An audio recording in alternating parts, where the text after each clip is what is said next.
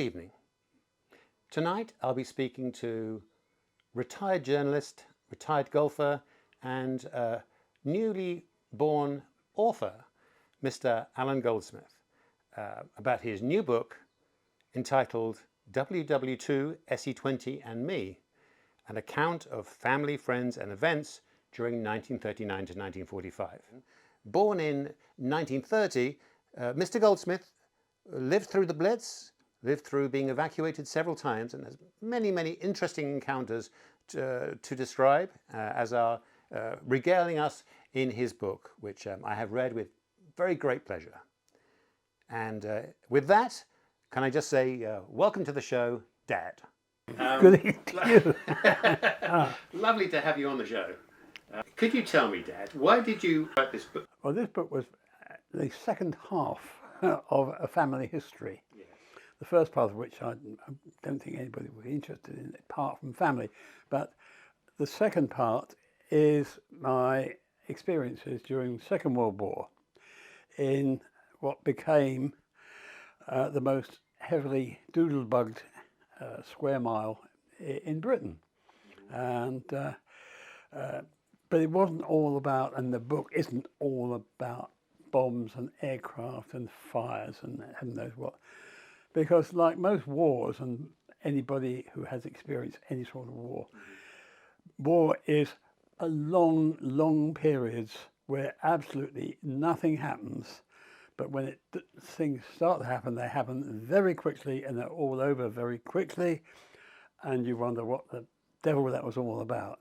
And it is, at the time, very frightening. So I'll set it out.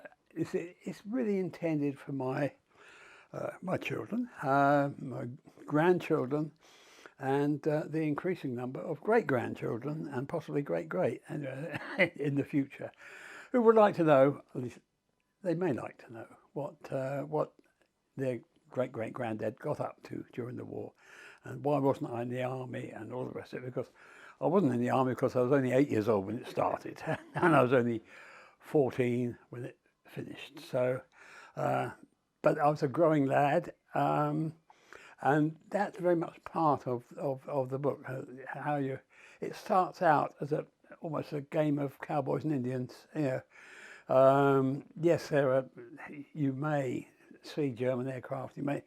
Nothing happened for the first almost a year, and but when it started to happen, it happened very quickly and very noisily. And but even then, you had this, oh yeah, the German. You didn't feel any immediate danger, and that for me was one point in 1944 when a flying bomb flying towards us, towards the house where I lived, cut the engine and flicked over, and I felt absolutely certain this one is for us. And quite honestly, I've never been so frightened before or since even, because I was absolutely sure that this was it. I was on the top floor of a 4-story house, and you know, what chance do you have? It fell shorter than a couple of 100 yards before it got to our house. But that was a turning point, and I thought, no, I don't like this game. You know, this is this is a bit serious. More real. It became very, very real, and it has stayed with me, you know, for quite a long time. And yeah, it wasn't just the one and only flying bomb that I saw. I saw many. I heard even more, because they just kept coming over at night when you were sheltered down in a basement flat which belonged to somebody else, to a very, very dear neighbour. And she allowed our family and a couple of other families to actually just camp on her floors. And but we were out of the way of blast, which was, you know, one of the main dangers. But it wasn't just about the war. It's about everything else that went on, and our attempts to live a normal life. It's about my mother, who, God bless her, juggled 5 ration books and had to go to the shops every day, Sunday accepted. But because there's no fridge, I mean, we didn't have a fridge anyway before the war, but to and through the shops every day, queuing, hoping that there's a little bit of extra, or anything that was unrationed, or what have you got, and and she worked miracles. She really did work miracles, and I shall, ever always be grateful to her for that. And but I had, of course, an elder brother and a younger sister, and they had their own adventures as well. Particularly my elder brother, who was in the Air Training Corps. But I just put it all together anyway, and I try to make it entertaining. It certainly is entertaining, and so it starts off talking about when they made the announcement on the radio that they had Chamberlain, yes, Neville Chamberlain. We had no such assurance has been received or whatever. Yeah. Therefore, we're at war with Germany. Yeah.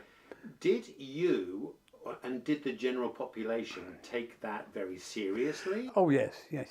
Oh yeah. Because we were expecting it. It wasn't a surprise, was it? How long had been sort of like expected? Well, it's been months or yes, months. We'd had not that I recall it, the waving a piece of paper with a couple of meaningless signatures on it. Yeah. I don't recall that. I've seen it many times on film ever since. But we knew there was this rather excitable chap called Hitler who made these speeches, which my father could understand because he spoke fluent and understood fluent German. A result of many holidays in Germany from 1930 onwards. So he knew what he was saying, and there was no this Hitler character became something, if not feared, certainly he's not terribly nice. Right up so that the gradual build up, and of course the invasion of Poland, and then that's it. I was 8 years old, so but I knew this was it. We're at war. What happens now? And the sirens went within a few minutes of his speech. That was a famous incident where we're all, it's going to happen, and we're going to be bombed. That was just to give people a sense of reality that it was? I think it was. It was a rather cruel way of doing it, but there's certainly concern. Put it that way. Quick, get the gas masks together, and boom, boom, boom. Anyway, but thereafter, it was all very quiet. It was what was called the phony war, and to again a lad like me, I didn't realise or appreciate what was going on in France at the time the Germans finally broke through in beginning of 1940, and I was, and I say it in the book, very puzzled by all these kids at school who suddenly had all these foreign coins. Where did they get? I don't. These coins, some of which had a hole in, and all. And it wasn't until there were some soldiers marching up the road. They'd been staying at a local school for the deaf. Actually, it had been evacuated. They were marching up. They'd obviously come back from France, and as they got onto the train at the nearby station, the sergeant turned toward the children who'd been following, because you see soldiers marching, you follow, and he said, "Hold out your hands" or something, and he had this handful of coins which he sort of threw, and they all scrambled for them. Yeah. And it was at that moment I realised, oh, we must have been chucked out of France. So this is after Dunkirk? This is after Dunkirk. It sounds silly, but I don't recall the drama of Dunkirk. Well, obviously there was, but it didn't sort of mean anything to me then, or I didn't hear about it. It's only later that you got that. But then it was this gradual build-up of Dunkirk was in May of 1940, but it wasn't until the middle of August that year that I saw my first German planes, and they were dive bombing Croydon Airport, which we could see. We couldn't see the airport itself because it was a long way from us, but we could see aircraft coming in and circling. But RAF fighters had been based there, so we got quite used to seeing aircraft coming in, going and landing. They would disappear behind houses, but these didn't. These didn't go in and land. They were circling around, then they were diving, and it was.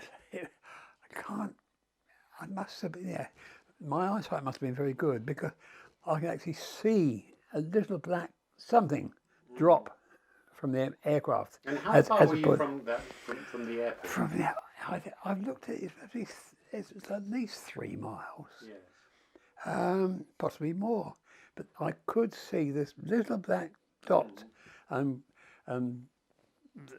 my mother and my brother were looking at the same thing out of a different window, and I said, "They're dive bombing," and they said, "Oh, no, don't be silly," and I said, "No, you watch this next one go down," and of course it did the same thing. Explosion or didn't see any explosions or anything, or didn't hear anything, but they were dropping things, and the immediate panic for my mother. Where's Margaret? Margaret was my younger sister. You know, she's out on the street playing somewhere. And then the aircraft went away, and 25 minutes after they went, the air raid warnings went. So a bit late, but that was quite a famous incident. That was the last time, on the last day, that the Luftwaffe tried to knock out the fighter stations in preparation for what was going to be the invasion, which never happened. During my interview, I asked Dad about his experiences as a wartime evacuee. Many children were evacuated from London during the war and stayed away for the duration. However, his experience was somewhat different. First he went to Eastbourne, then he went back to London, then he went to Exeter. Anyway, he'll tell us all about that in the next section of the interview. Well, I had a grandmother, God bless her, who lived in Eastbourne. Right. So my mother and father sent my brother and I down to live with Gran. Yeah. And when I got there, or when we got there, there were dozens of other official evacuees there. You know, and I got mixed in with a load of lads from Lambeth somewhere. And because Hitler was going to attack London, you see, the officials must have taken too seriously the opening scenes from, was it Things to Come? Yeah, the film, you know, where every town is bombed and the buildings and people are crushed under masonry and all the rest of it. Well, Hitler was, if he was going to attack anybody, he's going to attack London. Well, of course he didn't. He didn't attack London until late the following year, and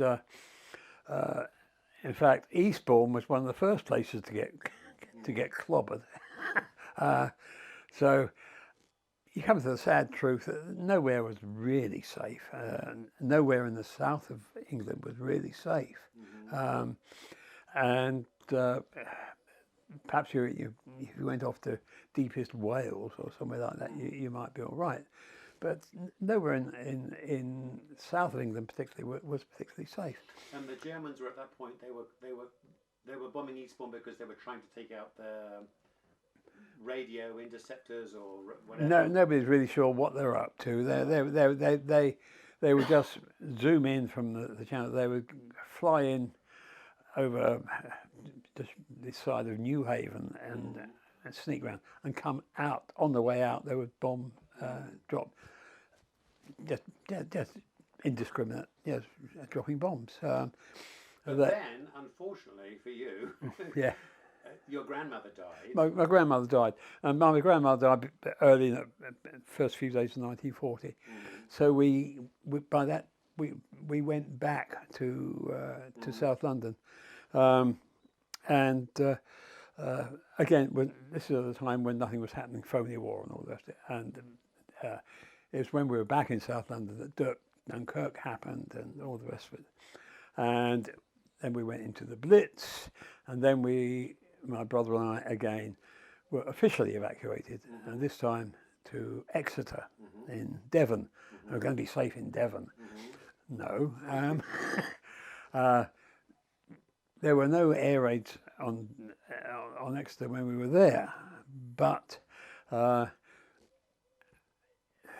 things quietened down all round, because in June of 1941, this is when the Germans invaded Russia, and so all their main war effort was to the east, and nothing was happening, nothing much was happening anyway, and so for various reasons my brother and I went back again to South London, and were there right through to 1944, the start of the Doodlebugs,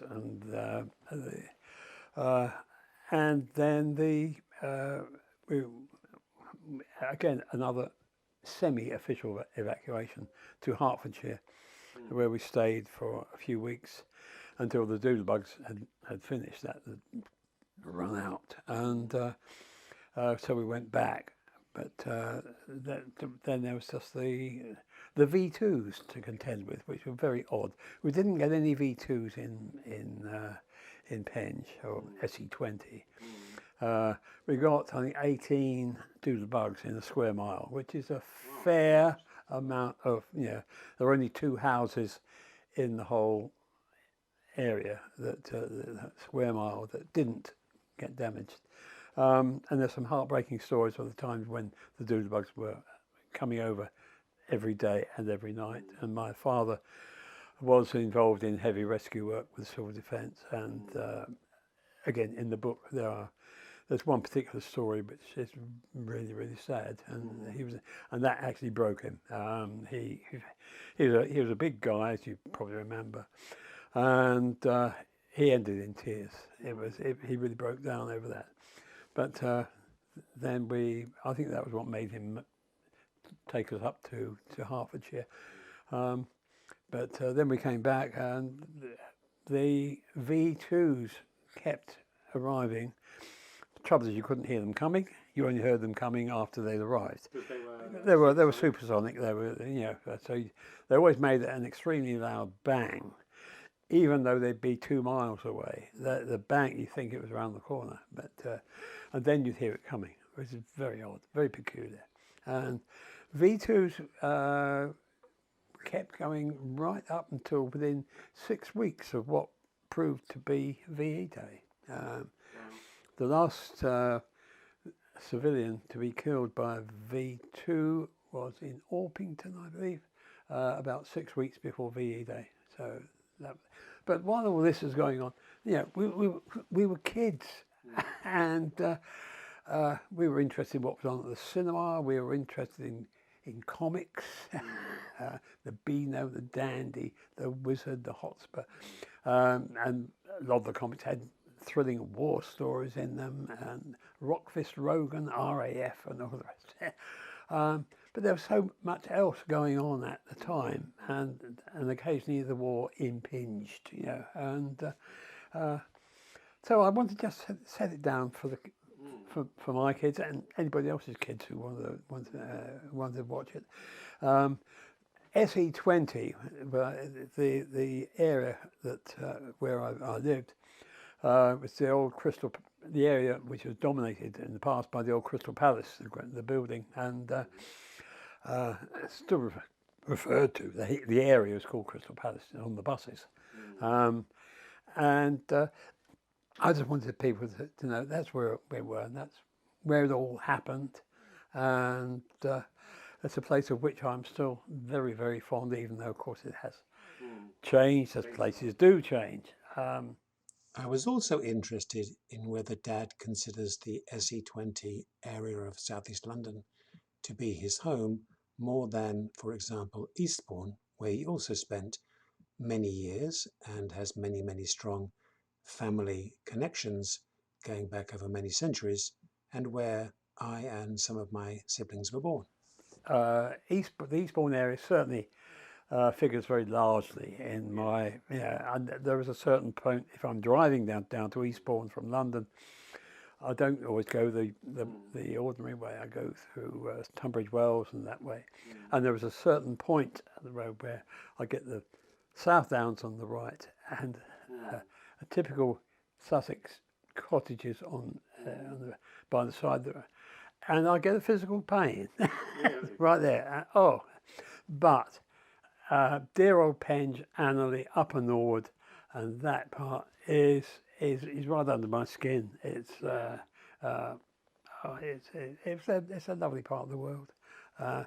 We always had we didn't always have the Crystal Palace grounds open to us because they were closed up during the war. But I'm glad to see that the prehistoric monsters, the models there, have survived and are part of a. I think they're protected things. And you were born on what date? In December 1930. December 1930. And Crystal Palace burned down on November the 30th, 1936. And that's something that you witnessed? And do you of course. Oh yes, yeah, I do remember it. It was. My mother remembered me crying. I don't remember that, but my father, being a local journalist, had more free access to events that went on at the Crystal Palace. So I was always going to firework displays there and the circuses and all the other, and the occasional bird shows and things like that. We could always go. Dad would get tickets, and that was that. So that was a very part of my young life then. And I'm either blessed or cursed, whichever way you look at it, with a fairly retentive memory of all those events. And having grown up in SE20, Dad must have become a lifelong supporter of Crystal Palace. Pretty well, yes. Crystal Palace, right from one of my early memories is being at school, and I must have been 6 years old or something when I was summoned to the office of the headmistress, a wonderful Mrs. Cole, who, I don't know, why did she want to see me? Goldsmith, he said, will you ask your father when he is next covering Crystal Palace? Now, she was a Crystal Palace supporter, quite normal in other respects, but she was a Crystal Palace supporter. We're talking about Third Division South days, but my father, having experience covering Arsenal in the great days when he worked in North London, used to cover Crystal Palace occasionally. And Mrs. Cole had a regular seat, which was just behind the press box, so she used to talk to my father. And going even further ahead, a few years later, she's still got her supporters' seat, and instead of chatting to my dad, she's chatting to me because I was in the press box, and I suffered some hours at. Quite funny because as a kid, I remember going to see either Eastbourne United or Eastbourne Town and being in some wooden stands in the press box there with you. So well, that would be Eastbourne Town, generation to generation. the Saffrons, yes, and it was Eastbourne Town, what we called Eastbourne Town, in the Corinthian League, way back. And you mention in the book going to see Crystal Palace play during the war. And during the war, yeah. People don't realise that anybody actually played football. Yes, they did. There were wartime games. There was quite a big crowd for this one. And it's the first professional game I ever saw. It was against Arsenal. Mm-hmm. And the team included, I think, certainly Dennis Compton and maybe his brother Leslie. Ted Drake was playing, and Cook, Nelson, all the C names. somebody has looked up the record and said, oh, if it was that match, 3-3. it was 3-3. I don't remember that, but I do remember this game and how different it was to the kickabouts we used to have when we went to the school playing field. Was there a big crowd?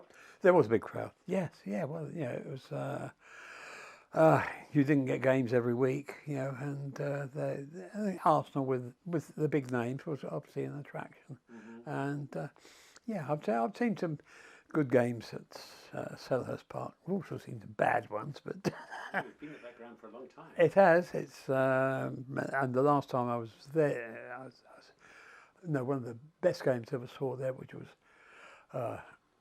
in the last it must have been in the 1960s, was when Crystal Palace played Real Madrid. And Real Madrid included Di Stefano and Hento. Puskás, the Hungarian, the galloping major, had a hell of a shot with his left foot. Great game. And it wasn't a really competitive game. It was more of an exhibition game. And it ended on Real Madrid 6, Crystal Palace 4. But it really flowed, and you think, right, this is the game. This is the game. Wonderful, but Palace seems to be doing a bit better these days. Now, this isn't in the book, but No. Since we're talking about football, if you could tell us about a famous game that you didn't see. An FA Cup final that you did not see. Yes, that was that was 1956 maybe. The only time I ever had a cup final ticket, and at the time I'd been married a couple of years, and I was living in Chesterfield in Derbyshire, and one of our correspondents, we had over 100 village correspondents there, was a member of the local FA council, and I said to him playfully one day, any chance for a cup final ticket? And next time he came, he said, put the ticket down, said 3 and 6. 3 and 6 for a cup final ticket. And it was Birmingham City versus Manchester City. And I was looking forward to it enormously. And a couple of nights before, I'd been getting a bit of a nagging pain in my side, but no, it's all right, indigestion or something. Unfortunately, it got worse and worse. And by the Friday, I was still saying, "Oh no, we'll manage it, yeah." And unbeknown to me, my wife went out and telephoned the doctor. We didn't have a phone at home then. She telephoned the doctor, and he turned up and said, "No, you're in tonight," and appendicitis. And I tried to sell him the ticket, but he was going to a wedding. Otherwise, he would have bought it. I tried to sell this ticket to the ambulance man and various other people, and finally to the anaesthetist. I said, "Do you want to come?" So I've still got this ticket, and it's complete. It's complete. And the interesting thing is, this ticket is addressed to Alex Bannister, who was the correspondent, and it is in an envelope from the Football Association with a handwritten address, which is amazing. But not even typed. But the other interesting thing about that particular occasion was that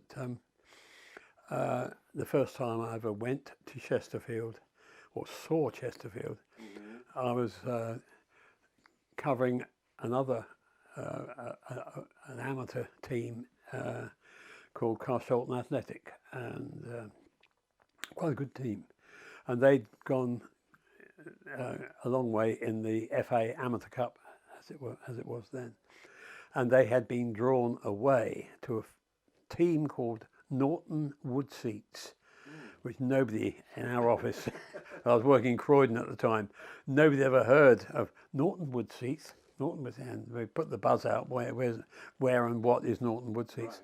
And somebody came back and said, "Oh, they're the Sheffield equivalent of Dulwich Hamlet," which was and yes, it was halfway between Chesterfield and Sheffield.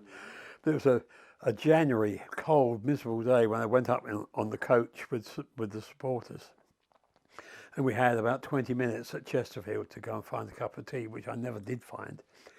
And the coach had pulled in opposite this rather grim-looking hospital.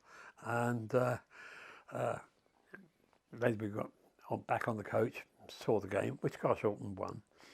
And as we went back through Chesterfield, I thought, well, if we'll see Chesterfield again, it'd be too soon. But the irony was, about, well, not all that long later, I actually had my appendix out in that hospital, and was living in Chesterfield, working for the Derbyshire Times, which was. And that FA Cup final is famous for an incident involving their goalkeeper. Oh, Bert Troutman, yes, the former German paratrooper. And what happened to him? He broke his neck. And nobody realised. He didn't realise. It happened towards the end of the game, fortunately. But there's still a film of him sort of staggering around, holding the back of his neck, and he'd made one of these daring saves at the foot of an oncoming forward, and managed to break his neck. And but they won. So, yes. That was the game I never saw, which was a shame. But there we go. That's life, you know. So, do you have any plans to keep on writing and to write another book? And what will it be about? Well, I've come from, as you know, we're a journalistic family anyway, and in my time, I managed to work for local newspapers. I was fortunate in getting into forces broadcasting during my national service, so that was an interesting 18 months in Trieste. Back onto local newspapers, but then wooed into the great ITV circus for 7 years with Television Wales and the West, and then just under 3 years with the experimental paid television, which was unfortunately called off. Still a very sore point with me. But then it was back to newspapers. I did have the second string to my bow, and went back to, as you know, to newspapers, and that's how all my children went to the school in High Wycombe, and that's it. But yeah, there are various. So your next book is going to be about that. About the media. About the media. Yeah, and in particular, because I was in print, as it were, then out of print, then back into print, and every time I came back, it seemed to have changed a little bit. And whereas I'd been used to working with compositors back in the hot metal days of this type and all the rest of it, and I can read type upside down, and suddenly when I got to High Wycombe, it changed to what they call photo set, where you had these strips of type like little photographs plastered in. It was different. It was certainly cleaner, but the still had the whip hand. And after a little sojourn into the world of public relations, I went back to print again because I'm still a reasonably good sub-editor, and they. At the age of 63, I was offered a full-time job and training on the new technology using Apple Mac computers and the Quark Express program, which put the journalists in charge of what went in the paper. You never saw a compositor. It was up to you, and you could make that was fascinating. Really was fascinating, and I think it's great to have gone from hot metal when you weren't allowed to touch anything. If you touched something which you shouldn't supposed to touch, then you're liable to start a strike. And back right through to the days when it was you that If there was a mistake, that was down to you. You couldn't blame the printer. That was you. But there's that to it. There are some of the amazing characters that I've met, and some outrageous, some crooks as well, and some good reporters, some bad reporters, and the hilarious misprints, of course, and incidents involving reporters and photographers. Photographers I used to regard as a race apart. Again, the way they worked has changed dramatically with the introduction again of electronics, things, computer cameras like this one, and you don't see. They don't spend hours in the dark room with all those smelly chemicals and things. And I think it did something to their brains when they. But we had some very odd behaving photographers. But that's all changed as well. But there are still lots of memories and some hilarious, some great characters. But it all comes down to the same thing. We want to get a news story over to the public in the best possible way. But that has all changed. Now, I'm sorry to say, but we keep trying. And I mean, when there was a time when every town had its own newspaper works, and there was a printing press that printed the local newspaper once a week, twice a week sometimes.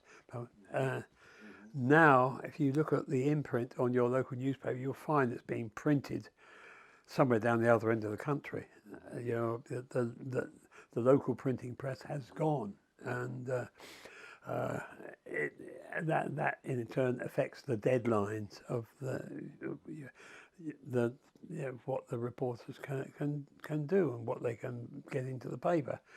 I mean, when a Friday paper that comes out on a Friday has a deadline on Tuesday, you're on a losing wicket. You really are. But this is the case in many local papers, and I can still cherish the times when you could actually stop the press, and this is with a flatbed press.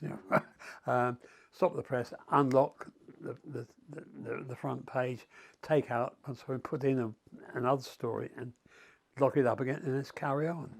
And that doesn't happen. So the old cliche about like hold the front page. Hold the front page, yes, that was real. That was real. Yeah, hold the front page. Yeah. Then they used to print in. They used to have a little white block, I think, on the back page or whatever. Yeah, the stop press. They print the football results or whatever. Yeah, well, they very often printed very near the point at which the newspaper was distributed. The Brighton Evening Argus would be sent over to Eastbourne, but the evening the football results on a Saturday evening were printed in the stop press column at a place in Lismore Road in Eastbourne, I think. So that it was your racing results were up to date. Really? And I think it's called a fudge box. I have experience of using a fudge box and the way it can be used when I was working with the Examiner in Launceston in Tasmania. But there we go. It's giving away the fact. There's an interesting connection in a way, because the way the technology has changed in terms of printing. Actually facilitates the publication of your book in a sense. It does, yes, it does, yeah. What I typed, on the computer, I can put out as a PDF portable document. I just send it to the printer, and they don't have to reset reset the whole thing. They can just put it there, and not just away we go, but it's certainly helps the process. And I can remember the late Terry Pratchett saying that he just come to the end of the book, he just press a button and send it to his publisher. There's none of this gathering of papers and and getting pages together, and oh, where's that one gone? Yeah, and galleys and all the rest of it, oh, a galleys of type. No, that's all gone, all finished, and great shame in a way, because I've got a great affection. I've always wanted, and I've never had, one of those coffee tables made out which features the big wooden type, Yes. I always wanted a coffee table made of that, but it's never happened. It never will now. But the wooden type, of course, was a feature of the contents bills, which are outside the newsagents, and all sorts of funny stories about them as well. Well, I know many of them. They are funny. So I look forward to reading those in what will be your next book. Yeah, I don't know what to call it yet. I don't know. Gold is gold dust or something like that. Anyway. So I want to say, on behalf of generations of future readers, thank you for writing the book. Yeah.